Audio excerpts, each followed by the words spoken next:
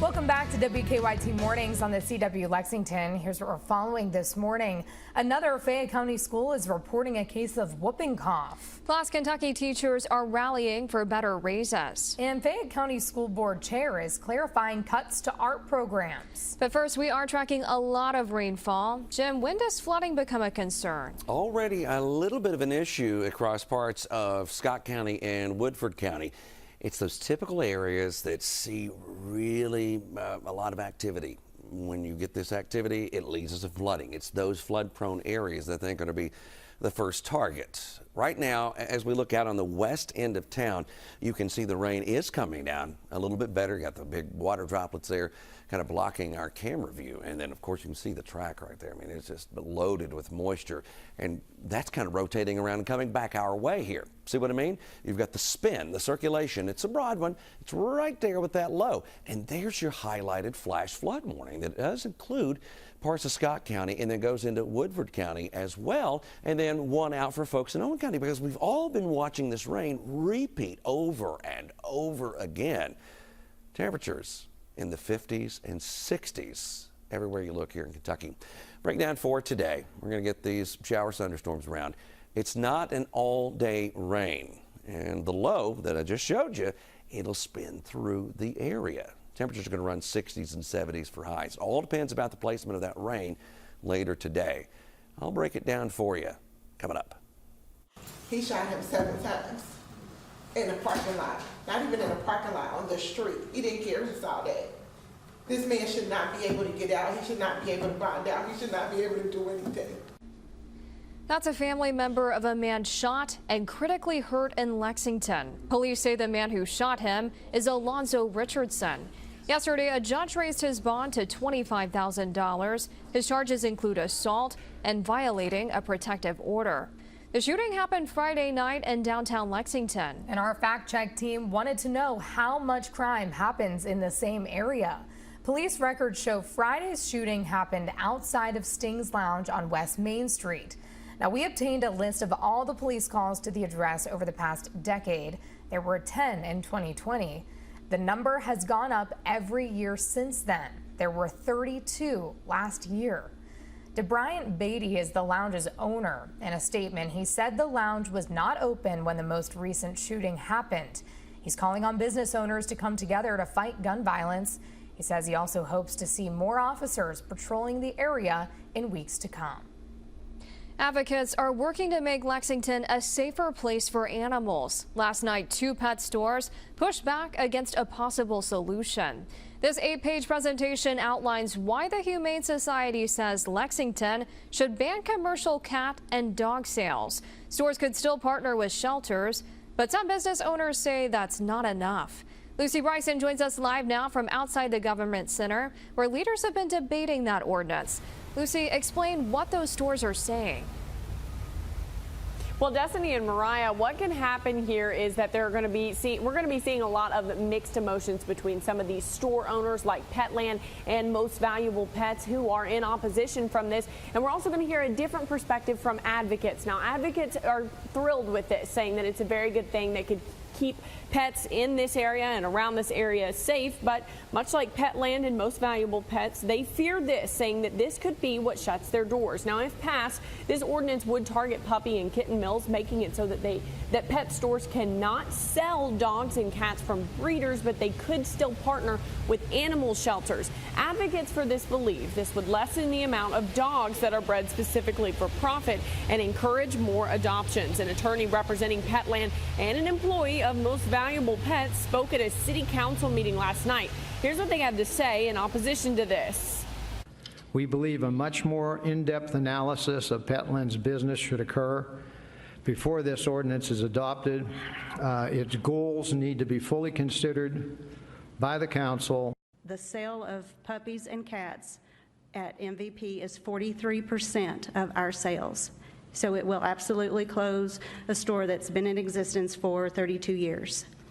Of course, like I said, a lot of mixed emotions coming from these stores and individuals in the city. The city council is expected to vote on this a little bit later this month. For now, live in Lexington, I'm Lucy Bryson, WKYT. All right, thanks, Lucy. The Woodford Humane Society is offering free adoptions this weekend. 30 pets, including cats, dogs, and a rabbit, will be sponsored in full. All are 2 years old or older. You can call the shelter in Versailles to make an appointment. Another Fayette County school is reporting a case of whooping cough. The health department confirmed the latest case at Lafayette High School. It's the city's fourth since late April. The health department says any high-risk student who might have been exposed should take preventative antibiotics. People with chronic diseases and weakened immune systems are considered high risk. Kentucky teachers are rallying for better raises. The topic made headlines throughout the legislative session. Ultimately, lawmakers failed to approve educator pay increases at the state level. Now districts are working out their tentative budgets. Hart County teachers not far from Bowling Green gathered last night to push for more pay. A 1% raise is currently on the table.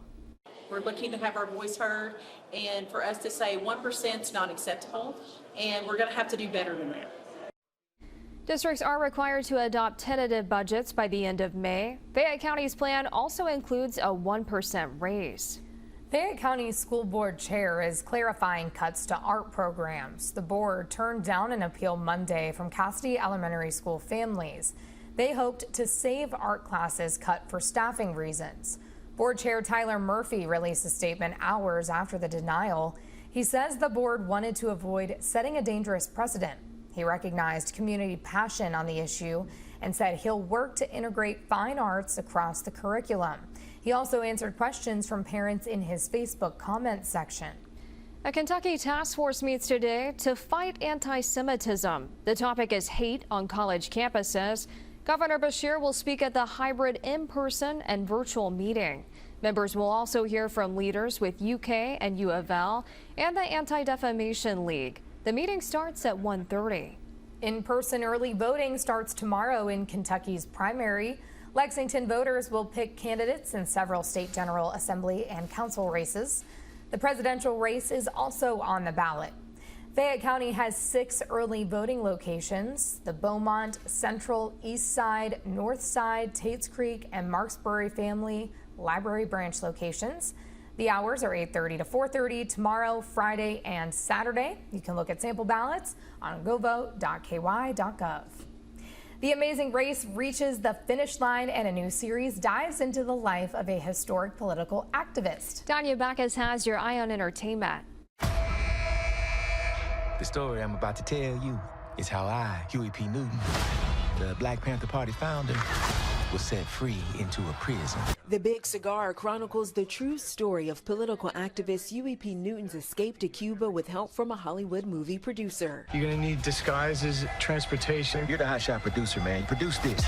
Andre Holland takes on the role of Newton. The Big Cigar arrives on Apple TV Friday. The final 4 teams have one last shot at making it into the final 3. After 8 countries, 14 cities, and nearly 12,000 miles, The Amazing Race crowns its newest winners tonight on its 36th season finale. The winning team takes home a cool $1 million. Catch the excitement tonight on CBS or stream all episodes on Paramount+. And a young couple on a road trip is terrorized by 3 masked murderers at their rented cabin in the new horror film, The Strangers Chapter 1. Why are you doing this to us? Because you're here. The film continues the story that started in the 2008 movie The Strangers. Madeleine Petsch and Froy Gutierrez play the terrified couple. Look at this as a retelling, but even more so, a launchpad into a much larger story that is a departure from whatever you've seen before in previous Strangers universes. The Strangers Chapter 1 is the first film of a trilogy. It arrives in theaters Friday. That's your Eye on Entertainment. Danya Backus, CBS News, Los Angeles. As I've gotten older, I can't do scary movies at all. Yeah, especially when they could be real. Realistic. I mean, that is very realistic, and the masks in that movie just nope. Jim, you said you saw the first one, and it was really scary. Listen, let me tell you, it shook me up a lot because it's so real. That's you can't the look thing. outside at your window at night after watching that. Yeah, and you know, they've got great shots. The cinematography just scares you to death. They've got great jump scare. Oh, it's good. Anyway, right now, I want to get out of here. We got some showers moving through the area right now across parts of Kentucky. We're covered with some rain in Lexington and points to the north and northeast and back to the west. But you also have a little batch that started to develop around this low. You can see the circulation. Watch the low spin around there and deliver some of those showers. Well, it's delivered quite a bit in some cases. We even have active flash flood warnings out across parts of Scott County and over into Woodford County. So we'll get more showers and storms. It's not an all-day thing, but as that low spins through, we're going to keep those chances alive. I'll break down the other risks coming up in just a few minutes. Thanks, Jim. Also ahead as WKYT Mornings continues on the CW Lexington, an owner of a Winchester business is receiving threats to her safety.